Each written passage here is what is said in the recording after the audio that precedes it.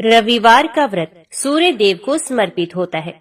इस व्रत को करने से व्यक्ति के जीवन में सुख, समृद्धि, स्वास्थ्य लाभ और मान सम्मान की प्राप्ति होती है।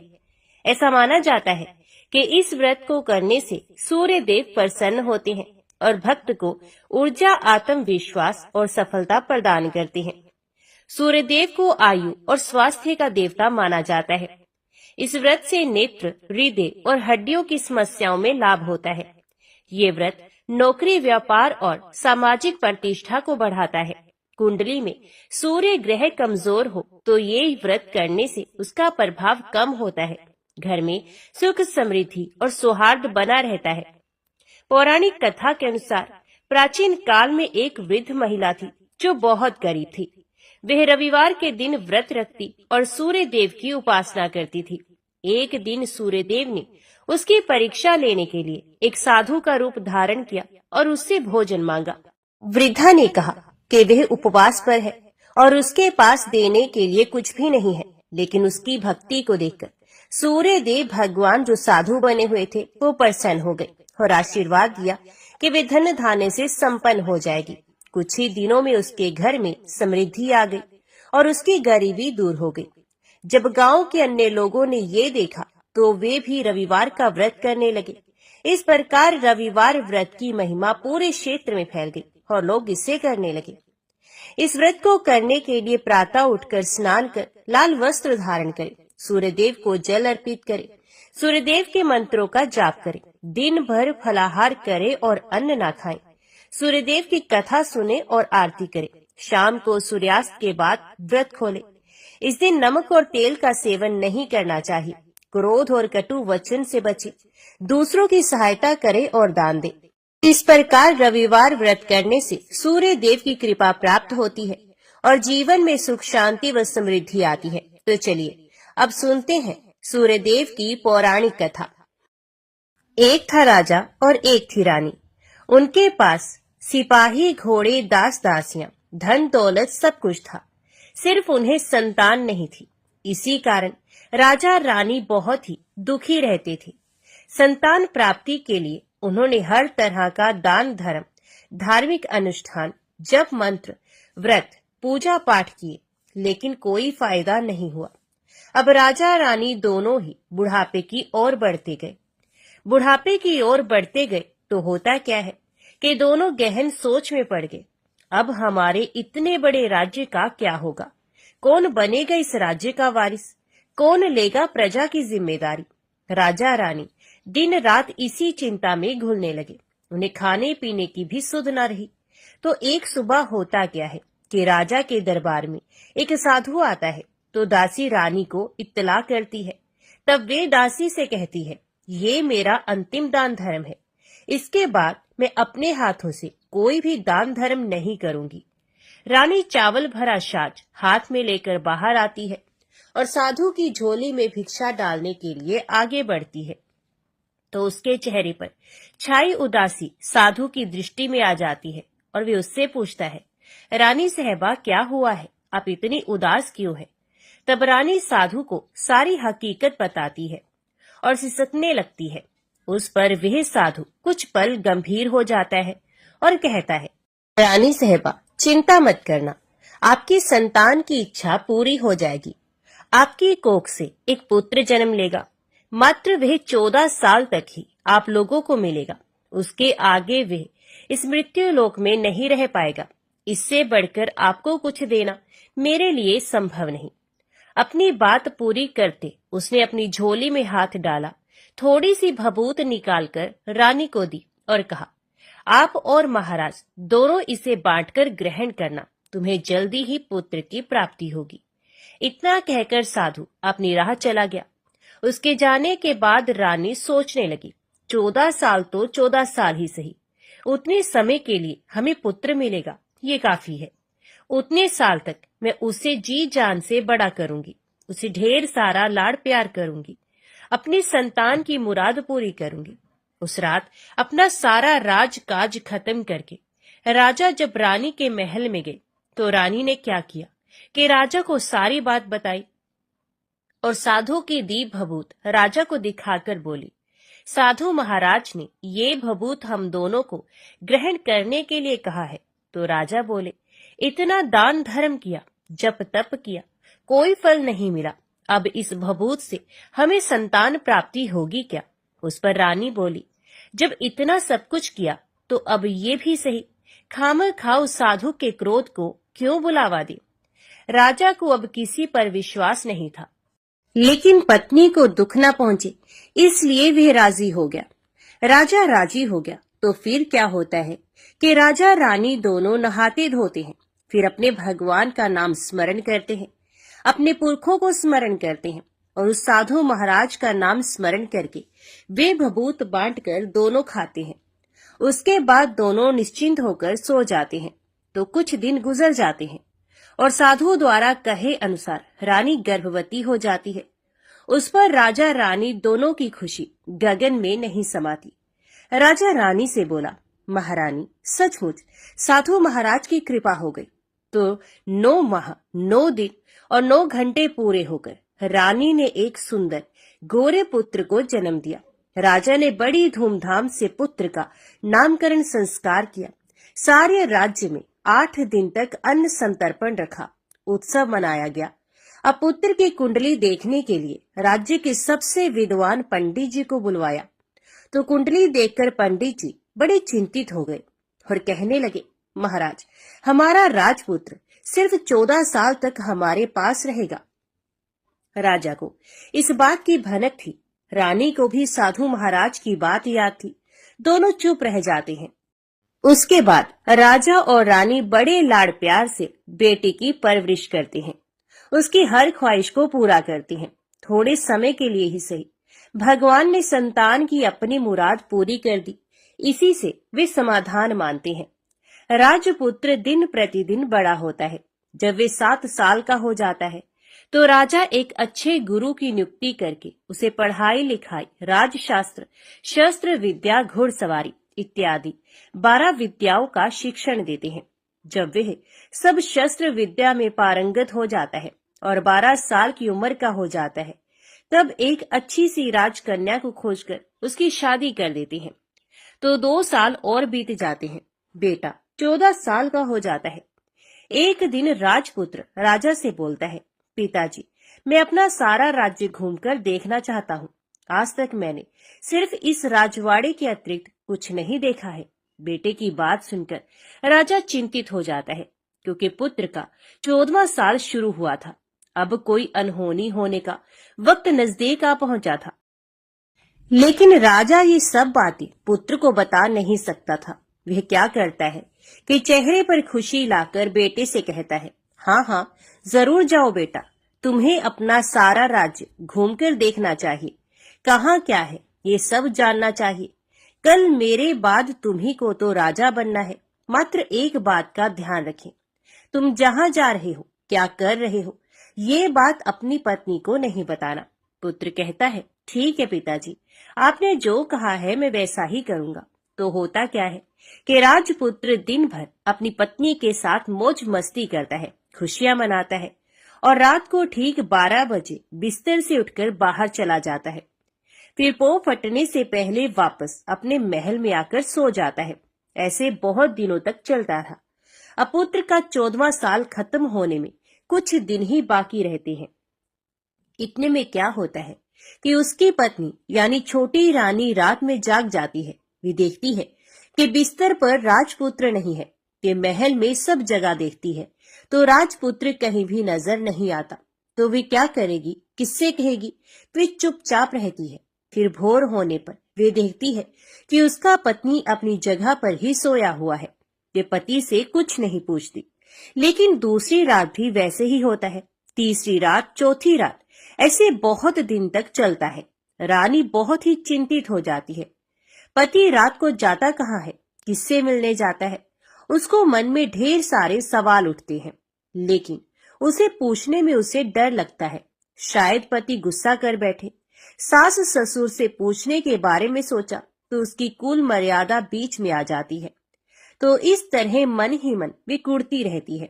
इस हालत में उसे खाने पीने में भी दिलचस्पी नहीं होती। वे दुबली पतली हो जाती है। तो उस राज्य में फूल बेचने वाली एक बूढ़ी मालिन थी। ये हमेशा छोटी रानी को फूल देने के लिए उसके महल में आती थी। उस बुढ़िया का ध्यान छोटी रानी पर जाता है। ये उससे पूछती है, बेटी, तुम्हें किस बात का दुख है? तुम इस तरह सूख कर कांटा क्यों बनी हो?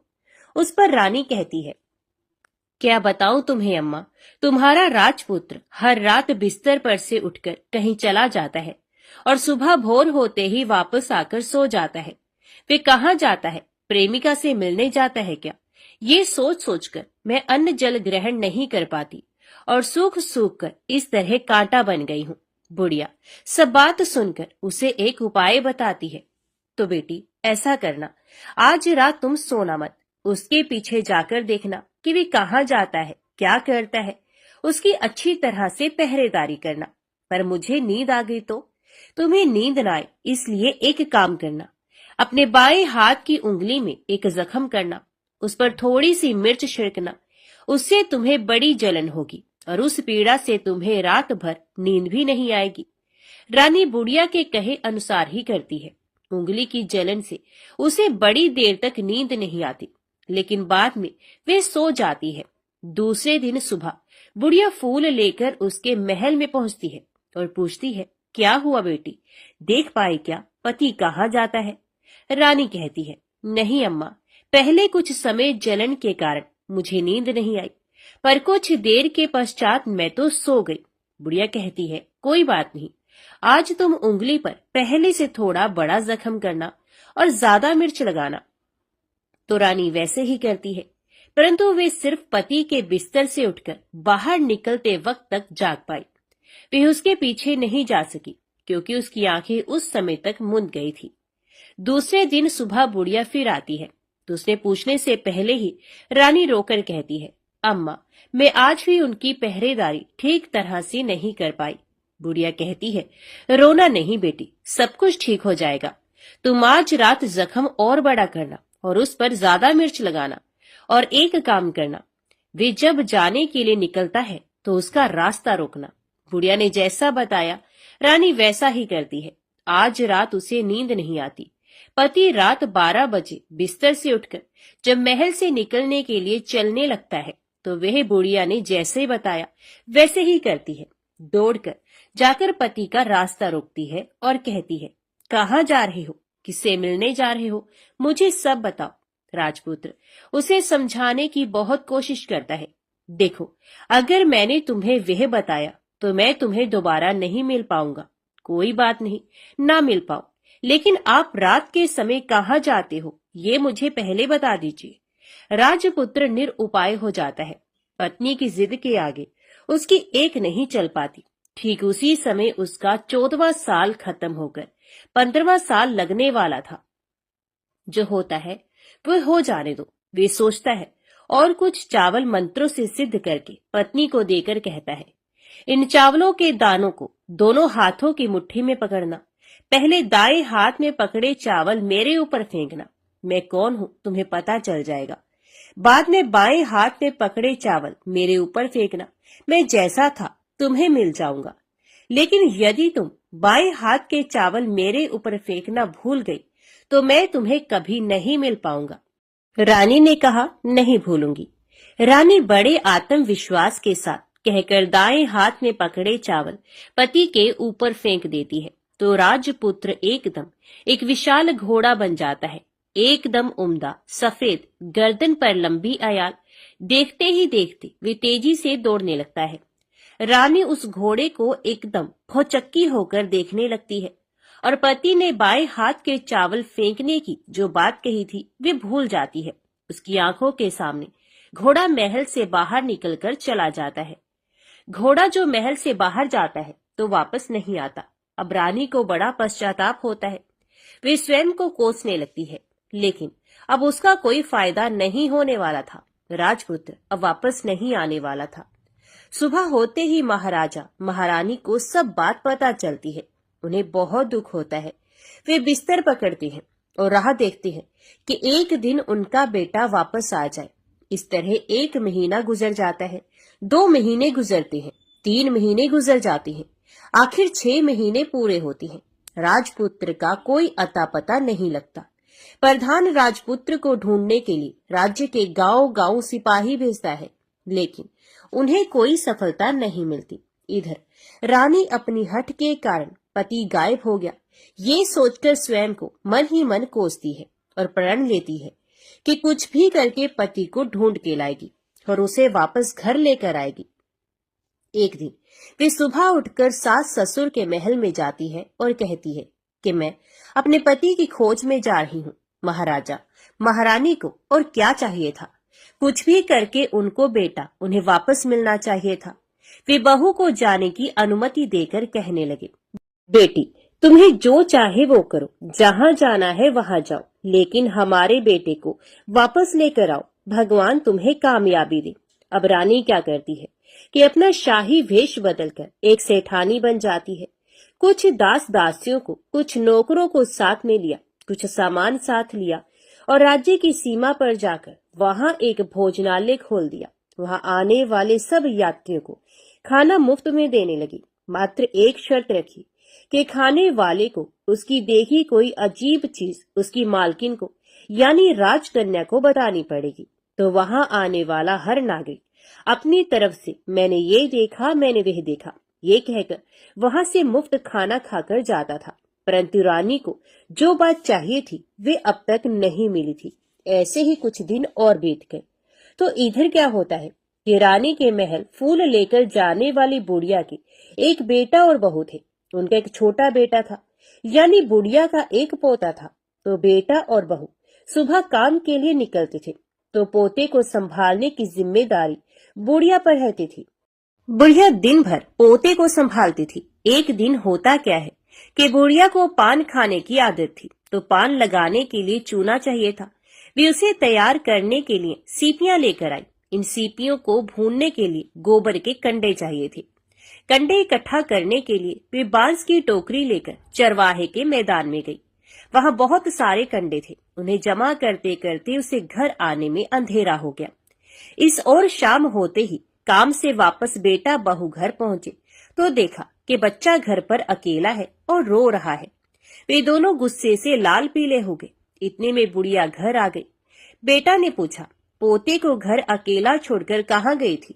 बुढ़िया बताने लगी कि मैं गोबर के कंडे इकट्ठे करने गई थी। इस पर बेटा बोला, दोबारा बच्चे को अकेला घर पर छोड़कर यदि कहीं गई तो मैं तुम्हें बहुत पीटूंगा।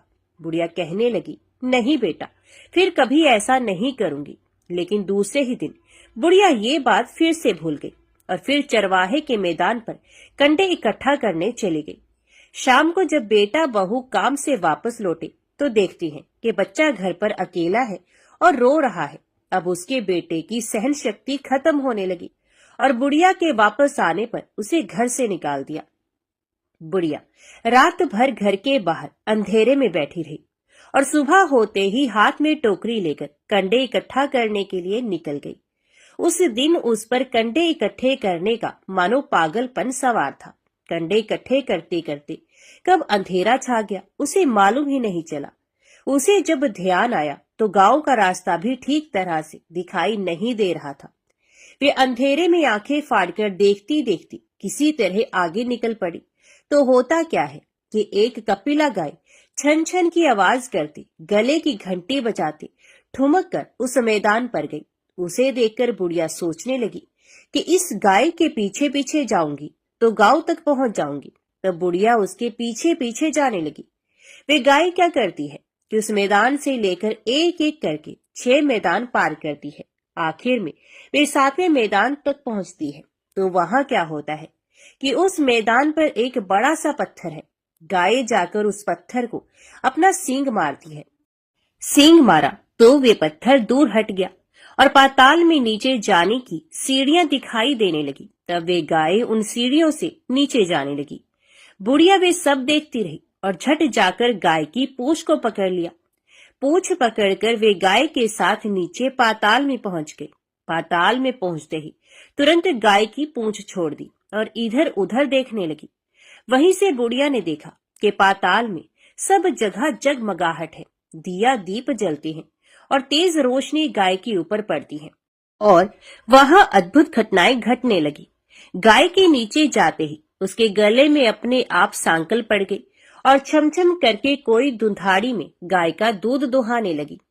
लेकिन जो कोई भी ये कर रहा था वे मात्र दिखाई नहीं दे रहा।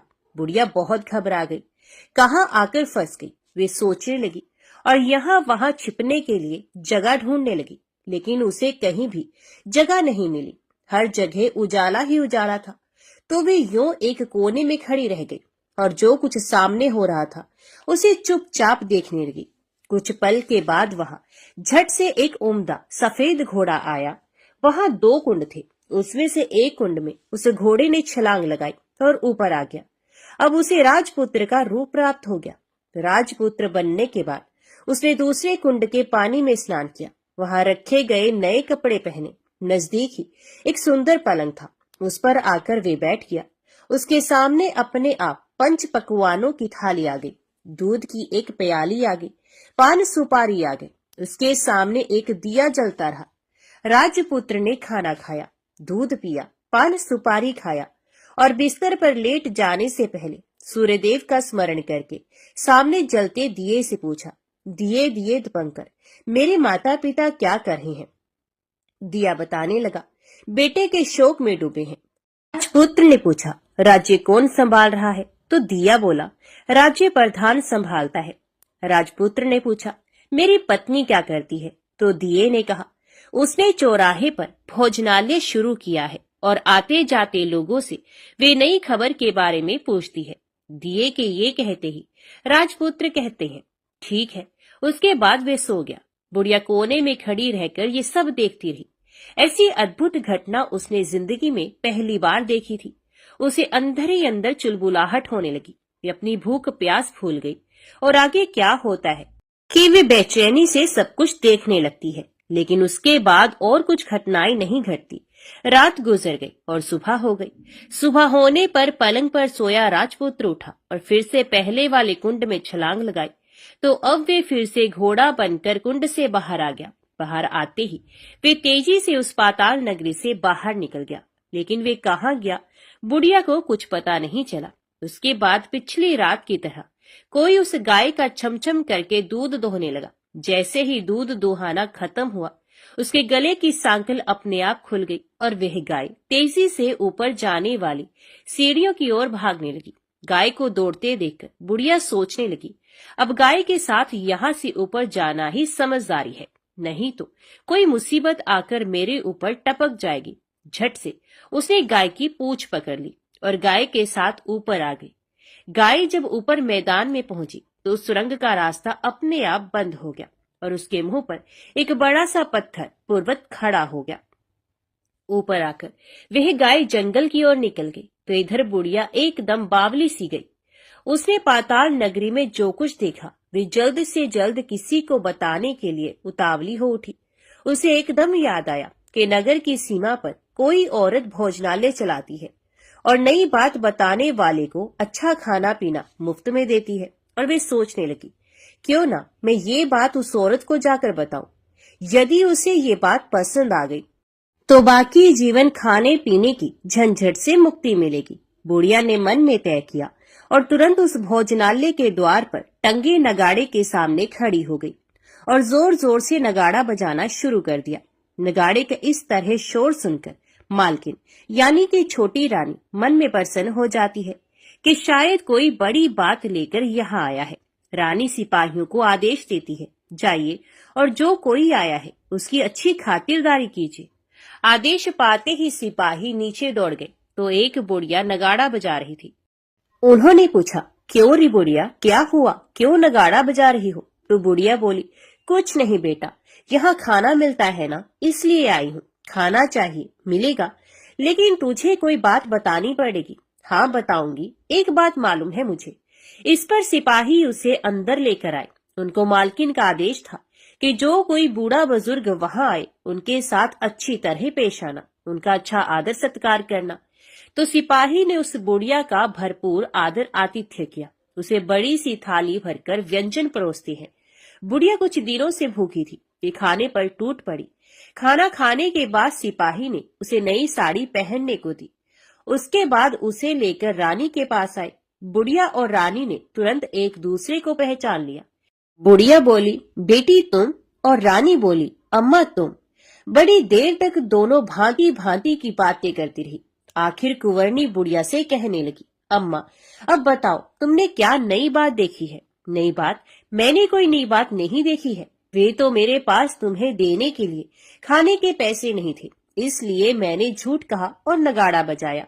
रानी ने कहा, अम्मा घबराना नहीं, मैं किसी को तुम्हारा नाम नहीं बताऊंगी। फिर भी बुढ़िया मैंने क्या देखा, कब देखा करके आनाकानी करने लगी। इस पर रानी ने उससे कहा, देखो अम्मा, यदि तुमने मुझे वह नई बात बताई तो जिंदगी भर मैं तुम्हारी देखभाल करूंगी, तुम्हें रानी माता की तरह रखूंगी। अब बुढ़िया बताने को तैयार हो गई। उसने जो कुछ उस चारगाह वाले मैदान पर देखा था वे सब कुछ रानी को बता दिया। बुढ़िया की ये बातें सुनकर रानी को यकीन हो गया कि वह राजपुत्र उसी का पति है। वे तुरंत बुढ़िया से कहने लगी, अम्मा मुझे उस जगह पर ले चलो। नहीं बेटी, वे पाताल राज्य है, सांप है। यदि किसी ने तुम्हें देख लिया तो तुम्हारी जान खतरे में पड़ सकती है। लेकिन रानी उसकी एक भी नहीं सुनती, उसे उस जगह ले जाने के लिए हठ करने लगती है। आखिर में बुढ़िया ने उसका कहना मान लिया और कहने लगी, ठीक है, मैं तुम्हें वहां लेकर चलती हूँ, पर आज नहीं कल। वहां जाना है तो शाम को ही जाना होगा। तो दूसरे दिन दोपहर को रानी बुढ़िया के साथ उस मैदान पर गई और एक जगह छुपकर गाय के आने की राह देखने लगी। दिन ढलते ही अंधेरा घेरने लग गया और गाय हमेशा की तरह वहां आ गई। मैदान के उस कोने में जाकर उसने पत्थर पर सींग मारा तो झट से पत्थर हटकर वहां सुरंग में जाने का रास्ता खुल गया। गाय उस रास्ते से नीचे उतरने लगी तो बुढ़िया रानी से कहने लगी, जल्दी आगे बढ़ो बिटिया, हम गाय की पूंछ पकड़कर नीचे उतरेंगे। तो दोनों गाय की पूंछ पकड़कर नीचे उतर गई। बुढ़िया पहले जिस कोने में छिपी थी उस कोने में छिप गई। अब नीचे सब कुछ पहले जैसा घटित हो रहा था। गाय के गले में अपने आप सांकल पड़ गई। कोई अदृश्य रूप से उसका दूध दोहने लगा। एक सफेद उम्दा घोड़े ने आकर एक कुंड में छलांग लगाई तो राजपुत्र के रूप में ऊपर आया। ये राजपुत्र दूसरे कुंड में नहाने लगा। बाद में उसके सामने खाने की थाली आ गई, दूध की प्याली आ गई, पान बीड़ा आ गया। राजपुत्र सब ग्रहण करके सोने के लिए पलंग पर गया तो सोने से पहले सूर्यदेव का स्मरण करके वे दिए से पूछने लगा, दिए दिए दीपंकर, मेरे माता पिता क्या कर रहे हैं? तो दिया कुछ जवाब नहीं देता बल्कि वे बुझने लगता है। तब राजपुत्र को कुछ अघटित हुआ है इसका संदेह हो गया है।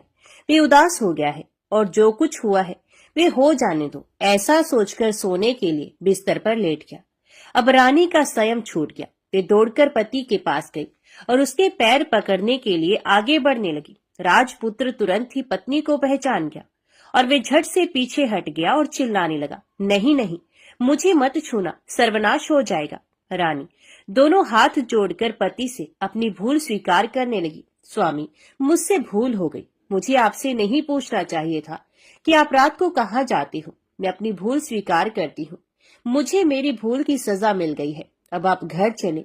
आपके वियोग में आपके माता पिता ने बिस्तर पकड़ लिया है, आपकी प्रजा भी बहुत दुखी है। उस पर राजपुत्र कहने लगा, वही तो, एक बार तुम गलती कर बैठी हो, अब दोबारा मत करना, नहीं तो अब मैं तुम्हें जो दिख रहा हूँ वे भी नहीं दिखूंगा। रानी अब विलाप करने लगी, जोर जोर से जमीन पर सर पटकने लगी। राजपुत्र के मन में उसके प्रति दया उत्पन्न हो गई और वे उससे कहने लगा, यदि तुम मुझे पाना चाहती हो तो तुम्हें एक काम करना होगा। काम कठिन है लेकिन वे तुम्हें अकेला करना होगा। कहो स्वामी, कितना भी कठिन काम हो मैं वे पूर्ण करूंगी। तो रानी कहने लगी। इस पर राजपुत्र ने उसे बताया, इस पाताल से ऊपर जाते ही तुम्हें एक घना जंगल नजर आएगा। ऐसे 6 जंगल पार करने के पश्चात 7वां जंगल मिलेगा। वे जंगल सबसे घना है। उस जंगल में बीचों बीच एक पीपल का पेड़ है। उसके आसपास की जगह पत्ते, फंदे, जटाएं, कांटे इत्यादि से ढक चुकी है। वहां बाघ, शेर, भालू, सांप सभी धमा चौकड़ी बैठती है। तुम्हें उन सबको भगाकर वे जगह साफ करनी है। उसकी गोबर से लिताई करके पवित्र बनाना है, रंगोली से सजाना है। उसके बाद वहां धूप, कपूर, अगरबत्ती जलानी है। फूल कुमकुम से पेड़ के तने की पूजा करनी है, दूध दही से बने चावल का भोग चढ़ाना है। ये सब तुम्हें दोपहर को 12 बजने के पहले करना है। 12 बजने के समय तुम्हें उस जगह पर बैठकर सूर्य भगवान का ध्यान करना है। ठीक 12 बजे सूर्य भगवान का रथ वहां उतरेगा।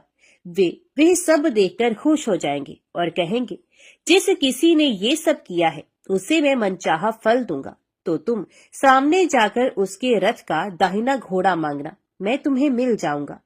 इतनी बात कहकर राजपुत्र अपने पलंग पर सो गया और छोटी रानी भोर होने की राह देखने लगी।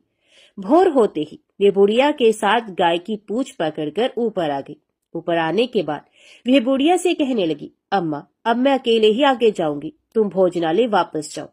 वह जंगल में जाकर राजपुत्र की बताई जगह ढूंढने लगी और स्वयं आरी से वह जगह साफ कर दी। बाद में राजपुत्र ने जैसे बताया वैसे लिपाई पोताई करके वापस आ गई। दूसरे दिन पो फटने से पहले उठी और जंगल में उस जगह पहुंची। वहां जाकर इत्र गुलाब का पानी छिड़कर वे जगह सुगंधित की, धूप अगरबत्ती जलाकर उसे पवित्र किया और पूजा की। सब सामग्री वहां तैयार रखकर सूर्य भगवान का ध्यान करने बैठ गई। जैसा कि पति ने बताया था, दोपहर को ठीक 12 बजे सूर्य भगवान का रथ उस पीपल के पेड़ पर आकर रुका है। सूर्य भगवान ने जब रथ से नीचे देखा तो सुगंधित वातावरण देखकर वे बहुत प्रसन्न हुए। फिर वे बोले, जिस किसी ने ये काम किया है वे यहाँ आकर आज मुझसे कुछ भी मांगे, मैं उसे दे दूंगा। रानी ने जब ये शब्द सुने तो बिना समय गवाए दौड़कर उनके सामने आ गई और उनको साष्टांग नमस्कार करके बोली, हे भगवान, वे मैं ही हूँ, मैंने ही जगह साफ की है। अच्छा, तो तुम्हें जो चाहिए वे मांगो। तो रानी बोली, भगवान, मुझे आपके रथ का दाहिना घोड़ा चाहिए। तो सूर्य भगवान बोले, नहीं नहीं, मैं तुम्हें और कुछ भी दे सकता हूँ, लेकिन ये घोड़ा नहीं दे सकता। मेरे रथ के 12 घोड़े हैं, तुम चाहो तो कोई और घोड़ा मांग लो, लेकिन ये दाहिना घोड़ा नहीं, वे मैं नहीं दे सकता। छोटी रानी ने एक नहीं सुनी। वे सूर्य देव से एक ही बात कह रही थी, वही दाहिना घोड़ा दे दीजिए, नहीं तो मैं आपके पैरों में गिरकर अपनी जान दे दूंगी। अब सूर्य देव धर्म संकट में पड़ गए। उन्होंने वचन दे दिया था, अब अपने वचन से पलट भी नहीं सकते थे। ठीक है, दे दिया तुम्हें घोड़ा, सूर्यदेव ने कहा। फिर एक बात और भी कही, देखो, मैंने तुम्हें घोड़ा तो दिया है, लेकिन वे तुम्हें यहाँ नहीं मिलेगा, तुम्हें उसे पाताल में जाकर लाना होगा। रानी बोली, पाताल में ही क्या भगवान, मैं उन्हें पाने के लिए कहीं भी जा सकती हूँ। रानी को वचन देकर सूर्यदेव अपने मार्ग पर चले गए और इधर रानी जंगल से अपने भोजनालय में आ गई। फिर वह बुढ़िया को लेकर उस मैदान पर आ गई। जल्दी ही शाम हो गई। शाम होते ही वहां वे गाय आ गई और उसे सींग मारकर सुरंग का पत्थर हटा दिया तथा नीचे उतरने लगी। रानी और बुढ़िया जल्दी जल्दी उसकी पूंछ पकड़कर नीचे उतरी। नीचे पाताल में सब घटनाएं पहले की तरह ही घटने लगी। घोड़े का एक कुंड में नहाकर राजपुत्र बन जाना, नहा धोकर पलंग पर जाकर बैठना, तो उसे खाने की थाली, दूध की प्याली आना, पान बीड़ा आना। लेकिन आज एक बात नहीं घटी। आज 2-2 थाली, 2-2 दूध की प्याली, 2-2 पान बीड़े उसके सामने आए। ये कुछ नहीं बोला। अपने हिस्से की थाली खाकर, दूध पीकर और पान बीड़ा चबाकर वे सोने चला गया और हमेशा की तरह दिए से पूछने लगा, दिए दिए दीपंकर, मेरे माता पिता क्या करते हैं? दिए ने बताया, वे दोनों तुम्हारे शोक में मरने की स्थिति में पहुंच गए हैं। ऐसा झट से उसकी आंखों में आंसू टपकने लगे। फिर वे पूछने लगा, दिए दिए दीपंकर, मेरा राज्य कौन चला रहा है? दिए ने कहा, तुम्हारा राज्य प्रधान चला रहा है और वे सब कुछ हड़प कर चुका है। वे प्रजा पर बहुत अत्याचार कर रहा है। सुनकर राजपुत्र को बहुत गुस्सा आया। वे गुस्से से अपनी मुट्ठी भींचने लगा। अब वे पूछने लगा, दिए दिए दीपंकर, मेरी पत्नी क्या कर रही है? तब दिया कुछ ना बोला और चुप रहा। अब रानी का स्वयं जवाब दे गया। वे दौड़कर पति के गले लगे। राजपुत्र कहने लगा, अब मैं तुम्हें मिल गया। रानी ने कहा, सच कहते हो, अब आप फिर से घोड़ा तो नहीं बनोगे ना? राजकुमार ने कहा, नहीं, दोबारा घोड़ा नहीं बनूंगा। तुमने जो इतने सारे कष्ट उठाए हैं मुझे पाने के लिए, इसलिए सूर्य देव ने मुझे सदा के लिए घोड़े के जन्म से मुक्त कर दिया है। राजपुत्र ने बड़े प्यार से कहा और उसे गले लगा लिया।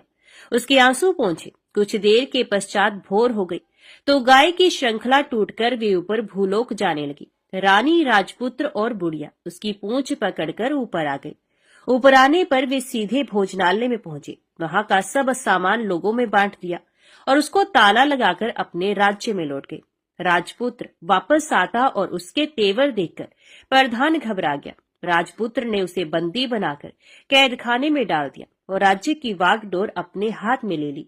उसके बाद वह अपने माता पिता को मिलने उनके महल में गया। तब राजपुत्र क्या देखता है कि उसके माता पिता उसके शोक में अस्थि पंजर बन गए हैं। पुत्र को वापस आया देखकर मरणासन राजा रानी की आंखों से टप टप आंसू बहने लगे। इन दोनों ने पुत्र को गले लगाया, उसे प्यार से सहलाया। इतना होने के बाद उनकी सेहत में एकदम सुधार आने लगा।